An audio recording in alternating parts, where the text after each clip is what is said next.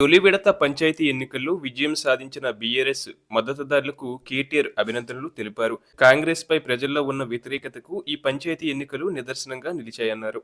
తమ పార్టీపై ఉన్న నమ్మకాన్ని మరోసారి ప్రజలు చాటారన్నారు. ముఖ్యమంత్రి వచ్చి ప్రచారం చేసిన కాంగ్రెస్ 44% సీట్లను కూడా దాటకపోవడం ప్రభుత్వంపై ప్రజల తీరును తేటాతెల్లం చేస్తుందని అన్నారు. తొలి దశ పంచాయతీ పోరులో అధికార కాంగ్రెస్ పార్టీ ఎన్ని దౌర్జన్యాలు చేసినా హోరాహోరీగా పోరాడి సర్పంచులుగా, వార్డు మెంబర్లుగా గెలిచిన బీఆర్ఎస్ మద్దతుదారులకు హృదయపూర్వకంగా శుభాకాంక్షలు అని కేటీఆర్ తెలిపారు. ఈ మేరకు ఆయన ఎక్స్ వేదికగా పోస్ట్ పెట్టారు. కాంగ్రెస్ పార్టీ హత్య రాజకీయాలకు పాల్పడిన మొక్కవోని ధైర్యంతో అధికార పార్టీ అరాచక పర్వాన్ని ఎదుర్కొని నిలబడిన గులాబీ సైనికులందరికీ ప్రత్యేకంగా అభినందనలు తెలిపారు.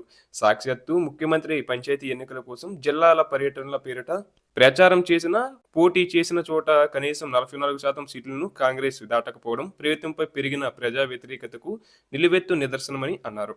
పంచాయతీ ఎన్నికలు అధికార పార్టీకి కొంత అనుకూలంగా ఉంటాయని తొలుత ప్రచారం జరిగినప్పటికీ రేవంత్ పరిపాలన వైఫల్యంపై ప్రజలు పూర్తిగా విసిగిపోయారని ఈ ఎన్నికల ఫలితాలతో రుజువైపోయింది.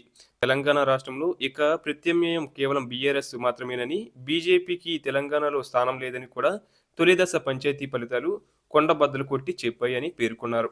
వచ్చే 3 ఏళ్లు కాంగ్రెస్ అధికారంలో ఉన్న పల్లెల్లో పైసా అభివృద్ధి పని జరగదని, గ్రామస్తులు నిర్ధారణకు రావడం వల్లే పంచాయతీ ఎన్నికల్లో అధికార పార్టీకి ఇంతటి ప్రతికూల ఫలితాలు ఎదురయ్యాయన్నారు. సగం స్థానాలు కూడా కాంగ్రెస్ గెలవకపోవడం, అనేక చోట్ల 10-20 ఓట్ల తేడాతోనే బయటపడటం చూస్తే కాంగ్రెస్కు కౌంట్డౌన్ పల్లెల నుంచే ప్రారంభమైనట్లు స్పష్టంగా అర్థమైపోతుందని ఆయన వ్యాఖ్యానించారు. 2 ఏళ్లు గడిచినా 6 గ్యారెంటీల పేరిట చేసిన సీఎం రేవంత్ మోసం, పెన్షన్ల పెంపు పేరిట చేసిన ద్రోహం, మహాలక్ష్మి పేరిట చేసిన దాగా, తులం బంగారం పేరిట చేసిన నయ్యవాంఛనను గ్రామ ప్రాంత ప్రజలు మర్చిపోలేదని పంచాయతీ ఎన్నికల ఫలితాలు తేల్చి చెప్పాయి. యూరియా బస్తాల కోసం నెలల తరబడి పడిన ఆగచాట్లను, బోనస్ పేరిట చేసిన బోగస్ హామీని, చివరకు పండించిన పంటను అమ్ముకోలేకపడ్డ కష్టాలను అన్నదాతలు గుర్తుపెట్టుకుంటున్నారని ఈ ఫలితాలు రుజువు చేశాయని అన్నారు. 10 ఏళ్ల పాటు ప్రగతి పదంలో సాగిన పల్లెల్లో 2 ఏళ్లుగా పడకేసిన పాలన, గాడి తప్పిన పరిశుద్ధ్యం, చివరికి ట్రాక్టర్లలో డీజిల్ పోయలేని దుస్థితి వంటి అంశాలన్నీ పల్లె ప్రజలను ఆలోచింపజేశాయన్నారు. వాటి ఫలితమే పంచాయతీ ఎన్నికల రిజల్ట్స్ను శాసించాయన్నారు. ఇది ఆరంభం మాత్రమేనని, పంచాయతీ ఎన్నికలతో మొదలైన కాంగ్రెస్ పతనం రానున్న రోజుల్లో పాతాళానికి పడిపోవడం ఖాయమని విమర్శించారు.